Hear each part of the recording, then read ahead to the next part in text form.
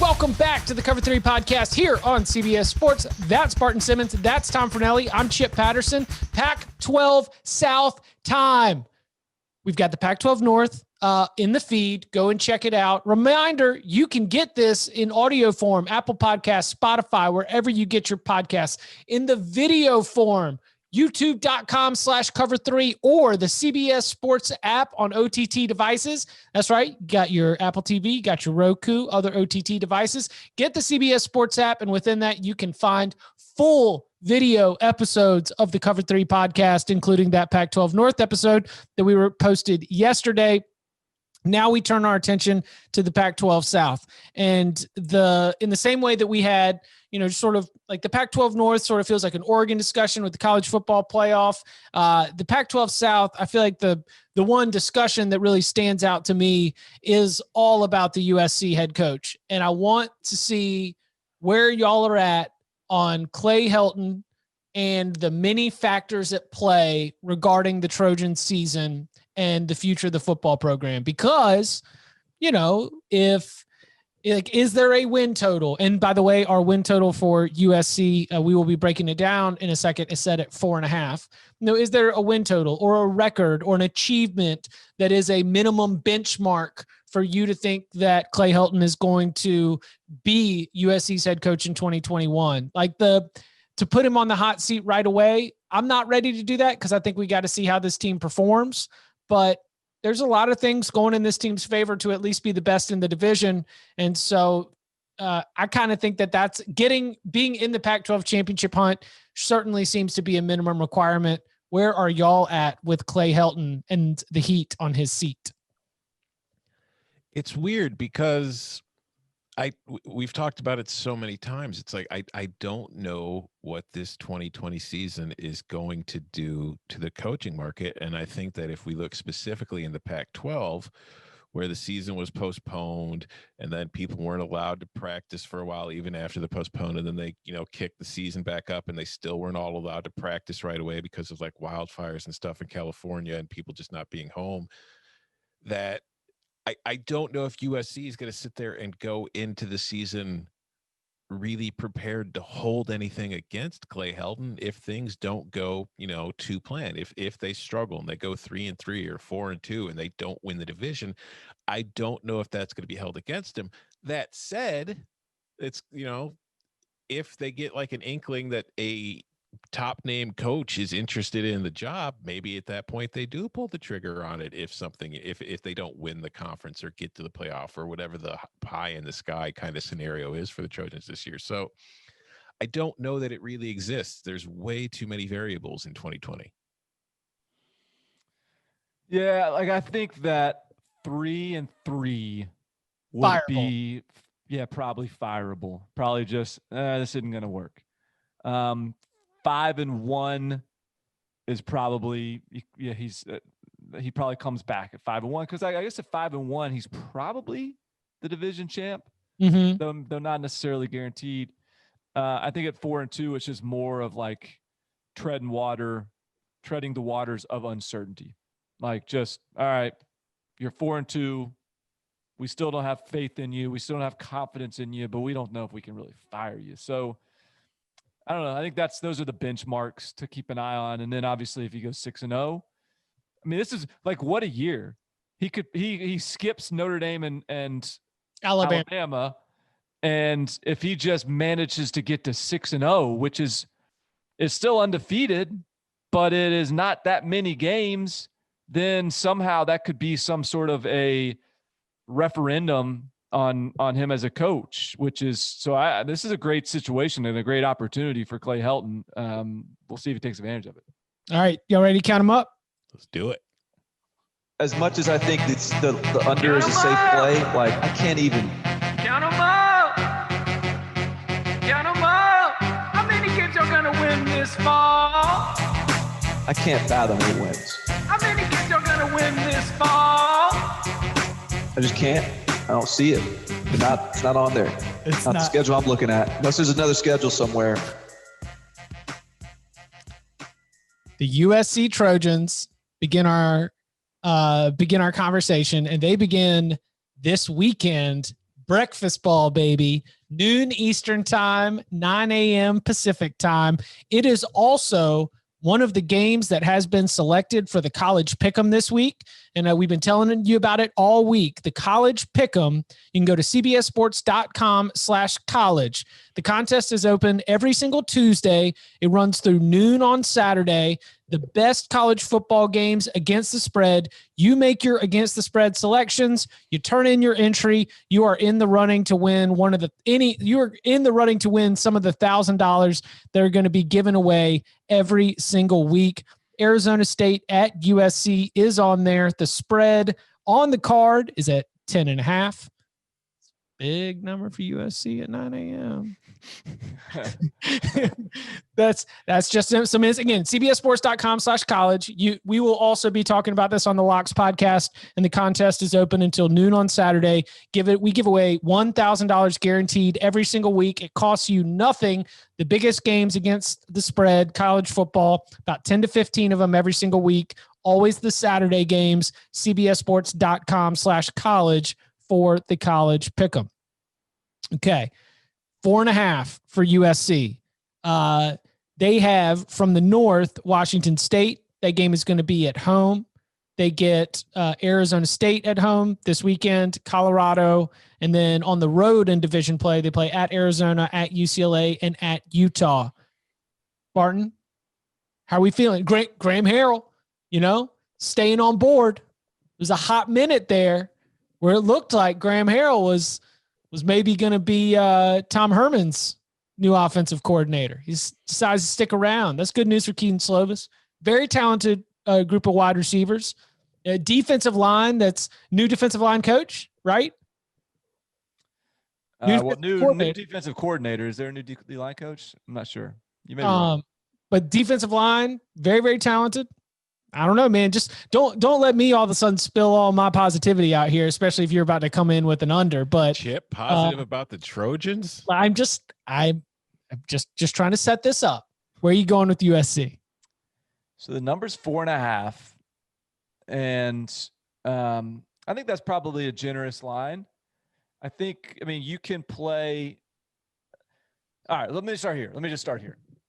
So if there is a national college football playoffs contender out of the Pac-12, all right, I just tell you guys, I've looked in the crystal ball, I've looked in Biff's almanac, and the Pac-12 has a college football playoff team in the year 2020. Okay, you're the guns to your head. Your life depends on this. Who is your pick? That will be the Pac-12 representative. USC. You need quarterback play to win championships. USC's got it. Right. Tom, do you disagree with that? Nope. Okay.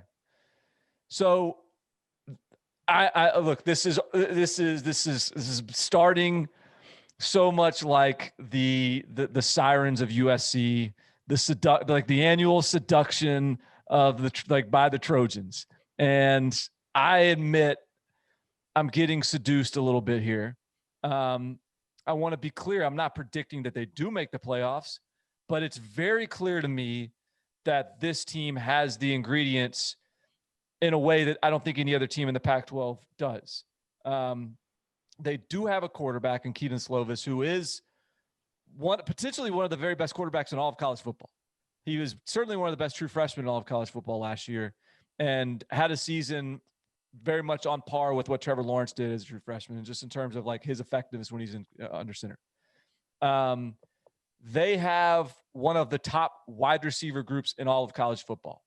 I don't think that that's a matter of opinion. I think that's a fact. Now, whether it's where in the pecking order you put it, I don't know, but it's amongst the very elite.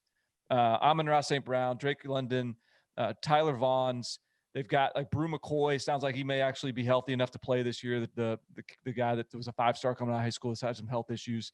Gary Bryant Jr. is a newcomer that's a good player. They have absolute dudes. We have talked extensively on this pod about how important wide receiver is in today's college football. And Graham Harrell is their offensive coordinator, and he can activate those guys. So there's that. I also look at USC from a talent perspective. They had the 64th best recruiting class in the country in 2020. That's not good, but they're still 10th in the 24/7 Sports Team Talent Composite Index, which basically, again, to reiterate, is basically an index of sort of the players on your roster and what they're ranked as recruits, which I think is representative of them still having a lot of talented players, but they're not young guys that aren't going to even see the field. They are veterans. So defensively, I think they've got a guy in Drake Jackson that's one of the best guys in the country as far as just a defensive playmaker. I think they've got a secondary, again, another spot that's critical if you're going to have success in today's brand of college football, that has players. Elijah Griffin, Isaac Taylor Stewart, and Chris Steele. Like, these guys are good. And then Talanoa Hufanga, when he's healthy, I think is one of the best safeties in college football. The linebacker group has had issues, but there's players there, and Todd Orlando has got a pretty good track record of getting linebackers to play good football. So that's a lot of optimism. That's a lot of good news. It's still Clay Helton. This is still a team that's burned us all before. Like, we've taken our turns stepping up and getting smacked by USC. I don't have to pick anything ridiculous here to still play the over. 4.5, 5-1 is very much within the realm of, like, not just possibility, but expectation. Like, they should be 5-1. If they're not 5-1, then that's a bad deal right there. And so I'm going to go over. And I think that I'm very optimistic about this USC team. I'm not going to make any grand predictions. I'm not going to put them in the playoffs, but this team should be good. And if they're not, it is legitimately time to make a move at the head coach spot. You asked the question about which team I would pick from the Pac-12 to, be in the playoff this year. And Chip said, USC, and he pointed to the quarterback play, which is also a very good reason. There's another reason that I think should be brought up. And, because the Pac-12 especially has done a lot of dumb, stupid things with dumb, stupid ideas, like scheduling, USC to play on the road Friday nights after, it's just won a big game, and it gets caught up like and it loses. 10 straight weeks where it's bye week is after the regular season is done. Yeah. Well, that's USC more than the Pac-12, but yeah. And so I want to give it credit when it does something smart. And have you looked at USC's schedule?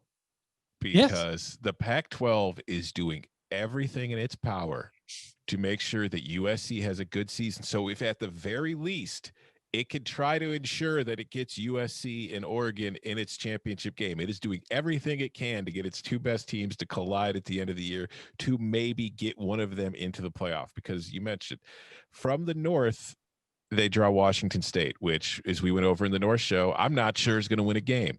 And they get them at home. I think that they probably should have put it on the road, but whatever.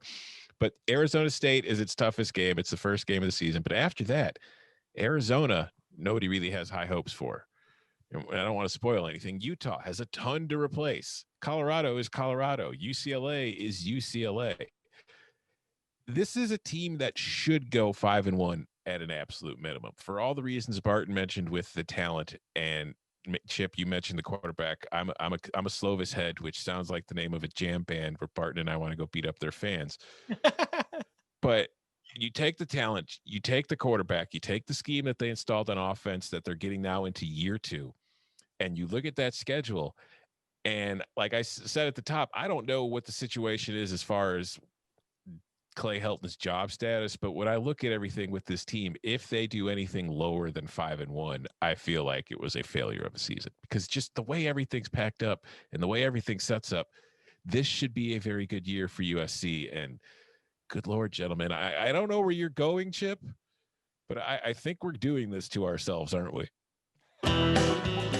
Oh yeah, the Slovis heads are out.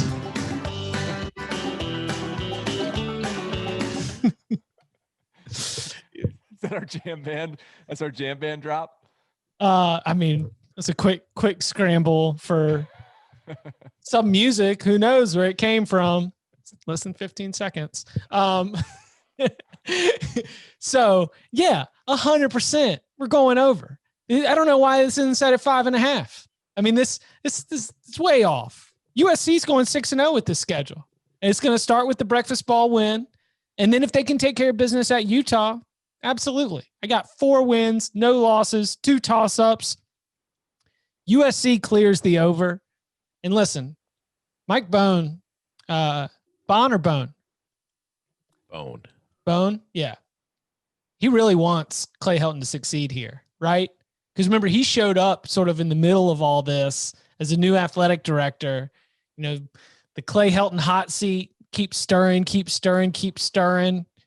think USC as a school would very much like to see USC in the Pac-12 championship game just to know that they can keep things moving along. So I'm right there with y'all. I think that this is one of the best offenses in the entire country, and the schedule is favorable. I'm seeing 6-0, smelling 6-0. It's coming. I feel it in my bones. USC goes over. Count them up.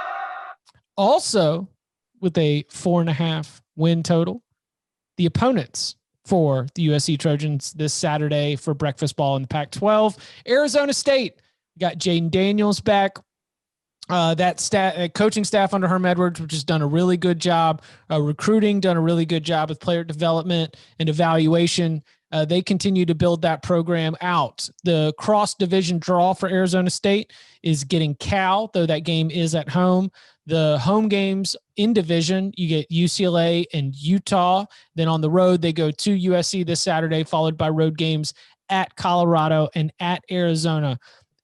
Jayden Daniels occasionally just has to put everything on his back. Luckily, he is the kind of difference maker at the quarterback position who can deliver when you just need to put the entire offense on his back. They lost some of the key pieces at the wide receiver position from a year ago. Tom, how are you feeling about Arizona State? And at 4.5, do you consider them, even within the context of, this game obviously is a huge part of the discussion, but is this the second best team in the South? Is this the team that you would pick if you're not going to pick USC? Where do the Sun Devils fit into the Pac-12 picture? I do think they're the second best team in the division, and I do think that if USC doesn't win the division, it will be Arizona State winning it, which is why I think Saturday morning's game is incredibly important for both teams, and why I also think, I gave the Pac-12 a compliment. I also think it's incredibly dumb that the very first Pac-12 game of the year that they're going to play at 9 a.m. local might be one of the most important teams or games that they play in their short regular season. But I digress. When I look at this Arizona State team, we're all Jayden Daniels fans. We all like what they've done. And when I look at the South as a whole, I just feel like this is a team that is in one of the best positions to really compete with USC right now. Now that said, I'm going over, but I'm not of the highest confidence in the play because I do have concerns about this Arizona State team. I think defensively, we know they're going to be fine. They were really good last year. They were good the year before. I think Herm Edwards teams are going to be sound defensively no matter what you do. And I think they have talent on the defensive side. I do worry about the offense because even with Jayden Daniels last year and even with Brandon Ayuk, this is still an offense that only scored 1.91 points per possession, which ranked 10th in the conference, was ahead of only Cal and Stanford. And they really struggled in the red zone, and that was part of it. So I can't not sit there and acknowledge those concerns because there is a chance that this team just won't score enough points to win consistently and get to 5 wins or get to 6 wins, which is one of the reasons why I have USC winning the division over the Sun Devils. So I'm taking the over. It's not highly confident. It's more of a gesture or an expression of how I feel about Jayden Daniels than anything. So, yeah, I think it's interesting when you look at Arizona State's depth chart. So you got Jayden Daniels in there. The running back room is entirely new. They've got a grad transfer who's a co-starter with a kid named DeMonte Trayanum. There's Daniel Ngata and DJ Taylor, the other two, they're true freshmen. They've got Johnny Wilson, who is a true freshman starter at receiver, why am I blanking on his name? Who was the big wide receiver from Colin Johnson? He's Colin Johnson. If you've seen Texas and seen Colin Johnson, just big bodied guy on the outside, that's Johnny Wilson. LV Bunkley Shelton, another true freshman that's a co-starter at wide receiver. A lot of youth at the offensive skill positions. Some newcomers at offensive line as well. 2 grad transfers are on our starters on the depth chart. I just think that's a lot. They did have 7 spring practices, which is not insignificant, but I do think that's a lot of new faces that they've got to get comfortable in this system pretty quick. And so if USC was a game at the end of the year, maybe I'd like it a little bit better, but I think this is a 4-2 team, a good team. They get a couple losses along the way. They're competitive. I like Arizona State. I like the direction they're in. I don't have confidence in them going 5-1 or 6-0. So I've got this as for all my Cal love. Remember when I was in the previous podcast, we were all on the under, but I was more of the Barton positive under than the Tom not positive under. This might go 2-2. It's because I kind of like Arizona State to take down Cal in that game in Tempe. I think it's a good team, and it's a game that's going to be low scoring, and that's where we've seen Arizona State be able to close the gap with just some better execution in fourth quarter play, thanks to their quarterback, Jayden Daniels.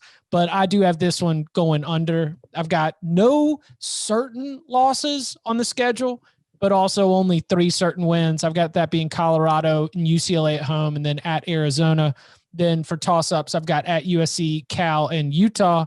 So I really, really good number here set by the Edgewater, but I'm going to be going an under on my final ruling.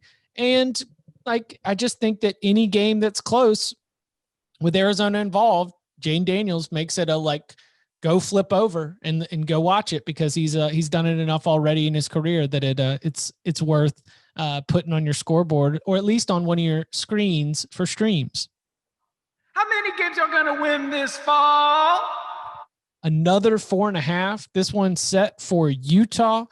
Man, a lot to replace for the Utes, but they have been recruiting some players that can come in and be instant impact contributors, especially on the defensive side of the ball. There is a certain program standard that we have for Kyle Whittingham in terms of the way they want to go about and take care of business, but they hit a gear offensively last year. They were thumping teams. I don't think they can do that with Jake Bentley. I don't think that we're going to see the same kind of production where they're winning games like 40-14 and putting up 45s on the board. This might be a year where they have to slip back into a Utah 23-13 win or 28-12. I don't know where I got 12, but sounded fun. It sounds like a Utah game. All they did was they allowed you to kick 4 field goals. That's how you get to 12. No touchdowns. The schedule, they draw Oregon State from the Pac-12 North. That game is also at home, so a favorable draw in the cross division. They get USC at home, Arizona at home as well. They go on the road to play Arizona State, UCLA, and Colorado. 4.5. Utah, I guess. Who's up? Either one? I'll take it. So, yeah. All right. So I think the Utah is, first of all, they're losing so much in the secondary in particular. They've got, I think, 1 start returning on the roster. They've got their depth. They released the depth chart, and they literally have a true freshman starting at cornerback, not a co-starter, but just a starter, and at safety. Now, both those guys are studs. Clark Phillips was like a top 50 prospect that they beat Ohio State on. Nate Ritchie, the safety, is an in-state kid that I think it was a really good get. And so those guys are going to be really good players. But they're still true freshmen, starting right out of the gate, and they're still replacing what was just a loaded secondary last year. Offensively, the identity doesn't really change that much. It's still, the offensive line is still good. You guys remember Brent Keithy, the tight end? He's back. He's really good. Britton Covey, this little small jitterbug slot guy, he's back and good. Brian Thompson and Solomon Enos, good at the receiver position. Their running backs they're not Zach Moss, but they're still able to sort of assert that physical style that Utah likes. And I think Andy Ludwig's a really good offensive coordinator. So I think this is still the same team. but that was supposed to be like a really good version of Utah. And they did end up coming up a little bit short. And I think that there's so much that they lost, whether it's Huntley, Moss, the guys in the secondary, like those were big names that they lost.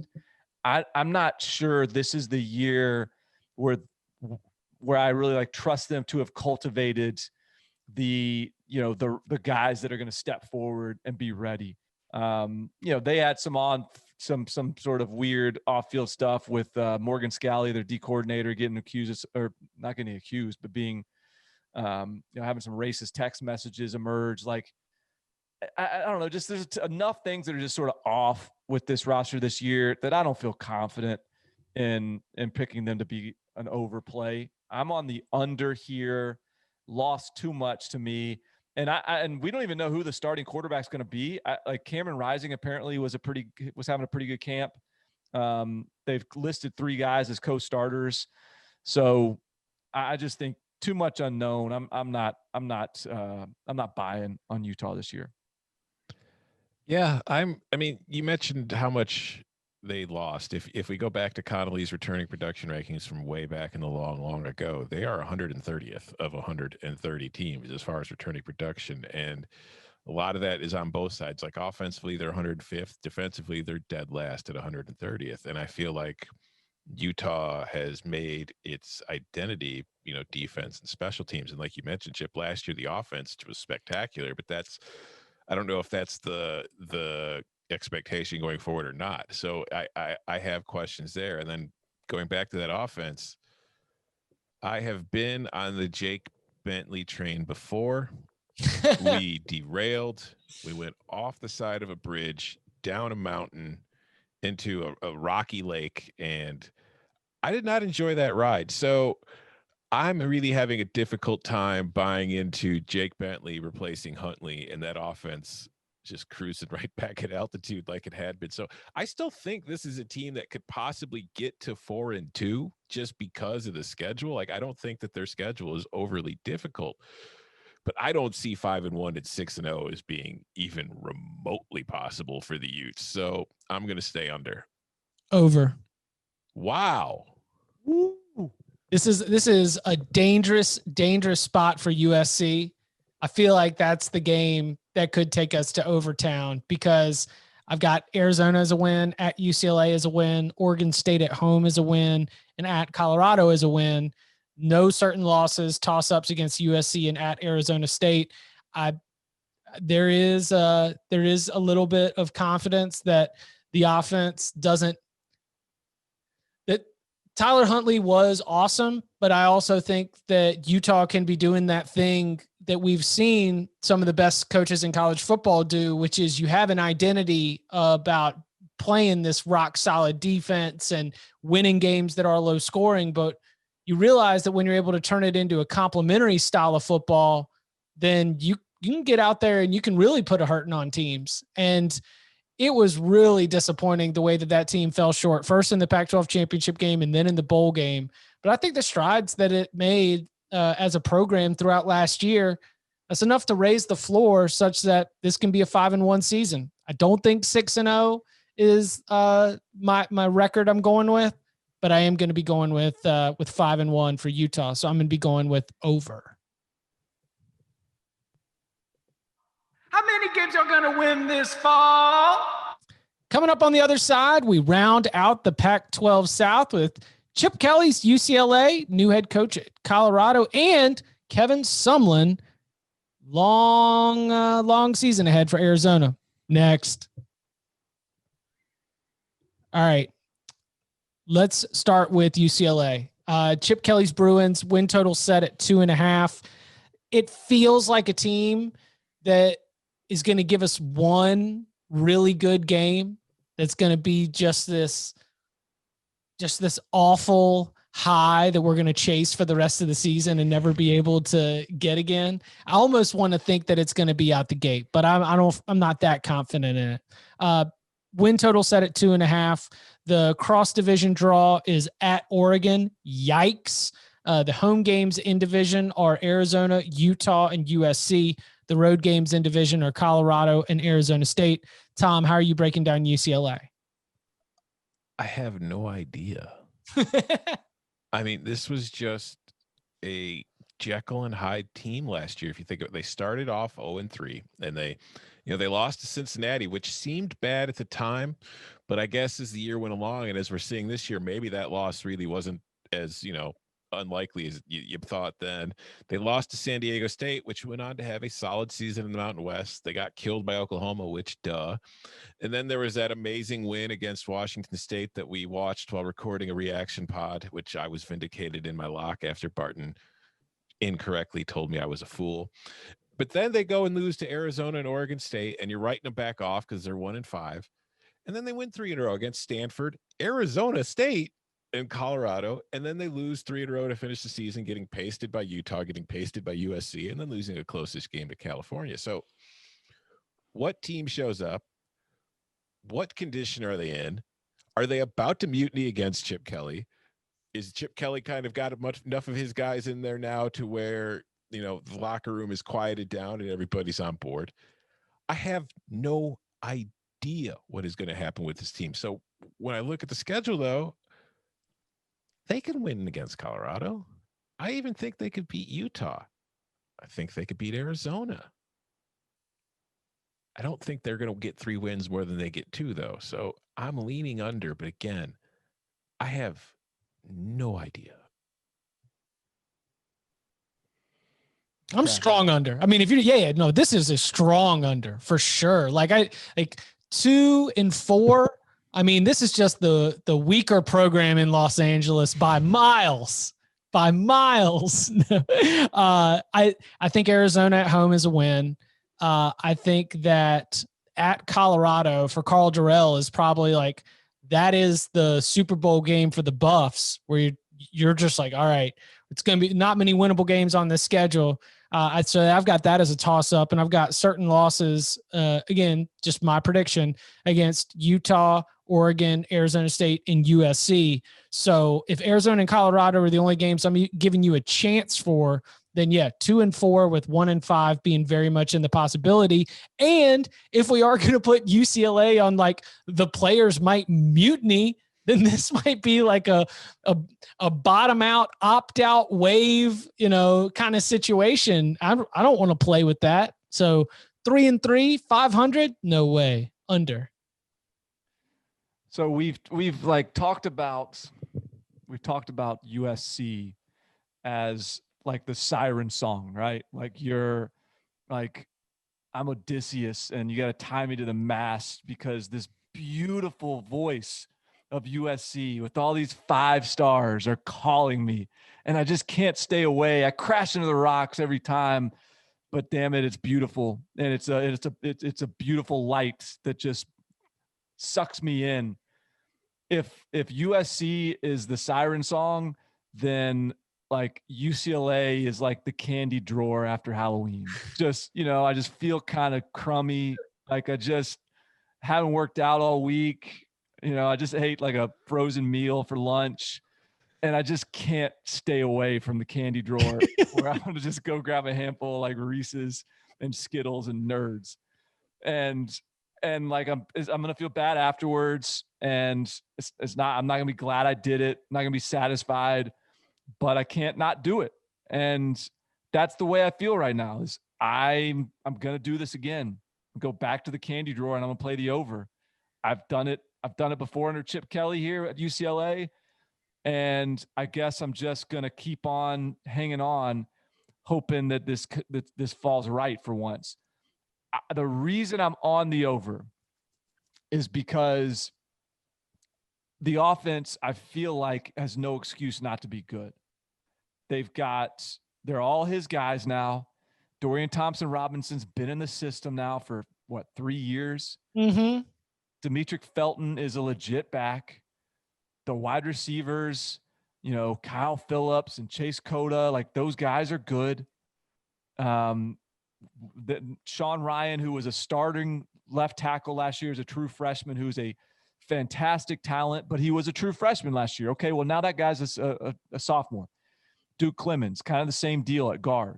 Alec Anderson at right tackle. Like, that guy's got some ability. They've got players on the line of scrimmage. Have they developed them? Are they ready to roll? There's no excuse for them not to be. I'm a little less confident on the defense just in terms of the personnel. I don't love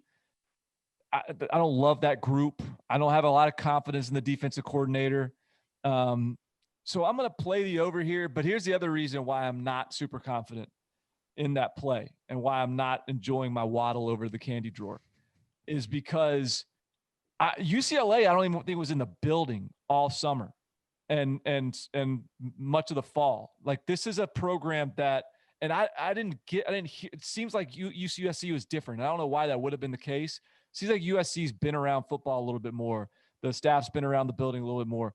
I think UCLA was very much like weren't allowed in the building. I don't know if there's US university protocol or what, but I'm a little worried about them being a little further behind the 8 ball than some of the others for some of the COVID reasons.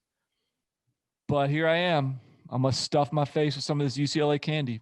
Well, it's really funny that you would talk about eating candy as, your descriptor for the feeling of coming back to UCLA, considering the program spent $5.4 million on non-travel meals. I forgot about that. Considering Chip Kelly has gone so galaxy brain with the nutritional health approach that UCLA as a university is just hemorrhaging money to get these travel. I mean, maybe they weren't allowed back in because it was just a chance to save some dough, right? Like, it's just like, we can't afford to feed these guys anymore.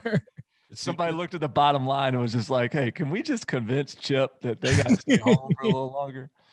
This whole segment on UCLA, though, I feel like, to me, just strengthens the way I feel about it, because Chip is confident on the under. Barton's taking the over. I'm taking the under, but like I said, I have no idea, because I think that there's enough variance in, like, if things go well, this is a team that might surprise in a year where maybe teams in the South, some of them are taking a step back. But again, like you mentioned, Chip, there could be a damn mutiny in the locker room. Who knows? So because UCLA's players couldn't get those $5.4 million in non-travel meals, they're forced to eat Halloween candy to get ready for the game. Cramp City coming up for the Bruins. Calling it now. How many games are going to win this fall? Turning our attention now, let's do Colorado. Karl Dorrell, hired late in the cycle. Mel Tucker leaves after just one season. They go 5-7 in that one season. And to bring in Karl Dorrell, it seems like very much a hire to try and steady the ship. Expectations, very tough considering it's been more than a minute since we last saw him as the head coach at UCLA. And, in that time, as he's been an assistant, you understand that he's going to be coming back with probably a little bit of a learning curve. How much of that learning curve was able to be handled during a pandemic? I don't know there. On the schedule, cross division, they draw Stanford on the road. And then in division, the home games are UCLA, Arizona State, and Utah. In division, road games at Arizona, at USC. Barton, I look at the personnel for this Colorado Buffs team, and I don't see a lot of familiarity. It is not a roster. Even we'll see, like the class that Mel Tucker did bring in before he left was like 36th, 40th, something like that. Top 50. It was nowhere of note. So what do we make of this Buffs team, and where are realistic expectations? Again, our Edgewater number is 1.5. Yeah, I didn't overthink this one too much. So I think that's a hint as to where I'm going here. I think it's gonna be hard to find wins. I think now look, this is a roster to me of starter level players in the Pac-12. I don't like. I think there's a lot of guys on this roster that could help a team and elsewhere.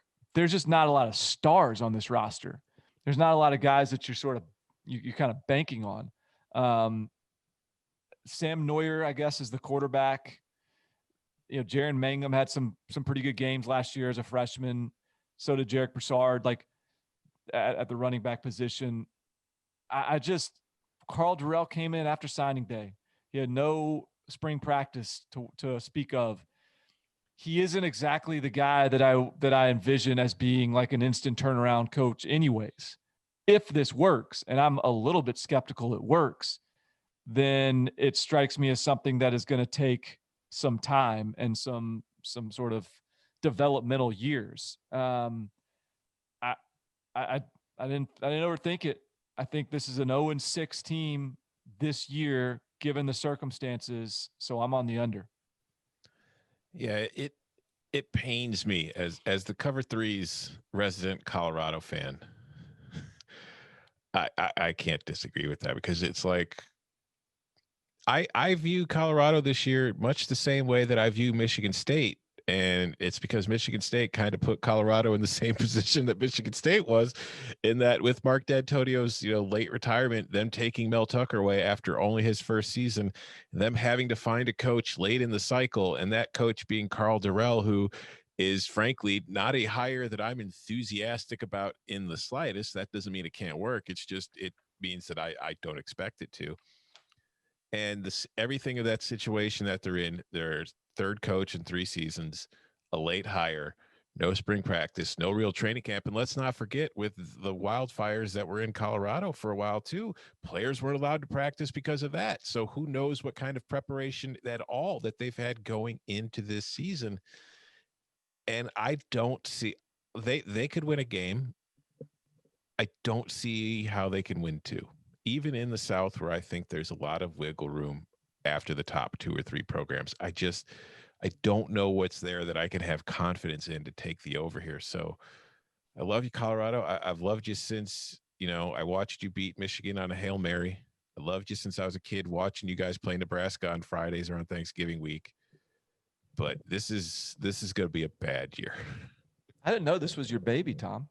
This was, honest to God. I mean, when I was a kid, first starting, like when I first got a TV in my room when I was like, early teens, and I started following college football, one of the very first games I watched from start to finish was that Colorado Cordell Stewart to Michael Westbrook Hail Mary over Michigan. And at the time, I was a quote unquote Notre Dame fan, although I wasn't really somebody who cared, but I was just a Notre Dame fan because I had a lot of friends who were Notre Dame fans. So of course I hated Michigan. So watching Colorado beat Michigan made me enjoy it. And then plus just them playing that Thanksgiving week game every week against Nebraska. And that was, back then, way back in the old days when we only had 1 or 2 games on per weekend you could watch.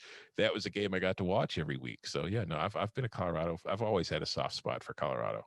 Colorado used to be a pretty easy team to just randomly pick as your favorite, because they had the stadium is pretty cool. Oh, it's a great stadium. They have black uniforms that kind of look badass. They've had giant buffalo running onto the field. Yeah, a giant buffalo. They've had some dope ass names at the running back position, Eric Bieniemy and Rashawn Salam, and hey man, I was with you. I had some Colorado fandom moments for sure. I would like to see that program back rolling again, but seems like we're a ways away. Count them out. And as we turn our attention to the Arizona Wildcats, I wanted to introduce this thought, and this was the team that I felt like it might fit for the most. Could Arizona be Arkansas? Could Arizona be a team that we bag, that we just chalk up as an automatic law or automatic win for everybody else, and just all of these losses in a row? Because I did it, and I was like, I've got no wins, I've got 5 losses, and I've got 1 toss-up, and it's at home against Colorado. What if Arizona is the team that just made everything easy for me trying to get everyone else's win total? And in fact, this is maybe a 3-3 team. Our win total is set at 1.5. I'm obviously going under here based on the way that I'm predicting this. But could Arizona, with Kevin Sumlin, be the team that ends up ducking our overly negative expectations? Your overly negative expectations. Ooh. Okay. Talk to me about that over, Tom. Yeah. Arizona wasn't my just nail as a win for every team on the schedule. That was Colorado. I think Arizona's going to beat Colorado. I think they're in a better position than Colorado. I think they've got more stability there, and I think that they might have a more talented team at this point. So I think that's a win. So There's one. So the question becomes, can you win a second game? You're not going to beat USC and Washington, not unless something crazy happens. But I've talked about my feelings on UCLA. Who the hell knows what that team's going to look like? So they can beat UCLA. Utah in the opener with all the changeover that they have, they can win that game. Arizona State, a rivalry game. Crazy crap happens in rivalry games every single year. They can win that game. So I think there's one definite win on the schedule, and it doesn't strike me as crazy that there could be two. That's not, I'm not sitting here saying, oh, they're going to be a good team competing for the division. I think 3-3 is probably the absolute limit to what they can get to, but they're going to get to two. Okay, so I'm with you, Chip, on your hypothetical, and I think that's fine, Tom. Like I don't disagree that they could get to two wins. This is an offense that's probably going to be pretty good. I think Grant Gunnell was someone, even as a true freshman, that probably exceeded my expectations. He's going into year 2. I think that that's kind of exciting to see what they may be able to put together in offense. They got a fleet of running backs that have some pretty good talent. They've got receivers that are good. Jamario Joyner, Brian Castile. I think these are good players. My question is on the defensive side of the ball. So I think what I'm envisioning here is the team that, yes, catch them at the right time. They can get you in a shootout and they can beat you. As I look at their schedule, UCLA, Colorado, Arizona State, maybe even Utah, I don't know, on a good day, all that's all seems feasible on the right night. But defensively, they did lose. Tony Fields and Colin Schooler were those guys were 4-year starters basically. And they both grad transferred out. They turned to the grad transfer market, the transfer portal, to beef up their defensive line. They got Roy Lopez and Aaron Blackwell. Those guys are from New Mexico and New Mexico State. I know nothing about them. I don't know if they're good. Maybe they dominated New Mexico and New Mexico State. Maybe they're NFL prospects. I just worry about losing probably your 2 best defensive players, certainly your 2 most active and productive at the linebacker position, and then trying to go bulk up your defensive line out of the state of New Mexico. I have concerns about the defense, and it's enough to keep me on the under here. So I am on 1-5, under 1.5. Actually, I think I've even got a potentially 0-6. No. I was looking at Colorado. I got them 1-5. Haters.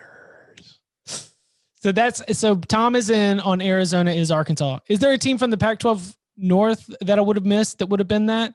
Because I don't think that with Oregon State or Washington State, we had that kind of feeling that they were so far behind everyone else. I think Arizona felt like that team. I would say Washington State could absolutely be Arkansas, especially because it's coming in with a new head coach. I actually picked them on, what was he? I told y'all that I thought they would be 0-6. I actually wasn't looking at my sheets. I actually had them 2-4. I actually think they hit the over based on my previous analysis, I guess, that I'd written down. And I do think that that's a team for the same reason Arkansas, okay, new coach. I think we all agree Nick Rolovich is a good coach. Mm-hmm. So, hey, maybe at Washington State can really mix things up. So I that would be my pick from the North. Maybe even on the conference wide as far as kind of the wild card.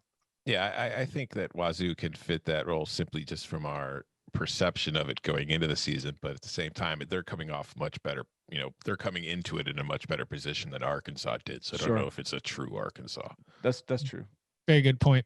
He is Tom Fornelli. You can follow him on Twitter at Tom Fornelli. You can follow him at Barton Simmons. You can follow me at Chip_Patterson. Up next, week 10 locks. Make sure to set aside some time. You might need to have 2 walks because guess what? The Pac-12 is in the mix now. So that means we got even more to chew on. What will the cards look like? Are we doing 8, 10? How many locks? Will somebody get to 12? We'll see. Make sure that you subscribe wherever you get your podcast. Subscribe on YouTube at youtube.com/cover3. You can get all Cover 3 episodes in video form through the CBS Sports app on your OTT device. Gentlemen, thank you very much. Thank you.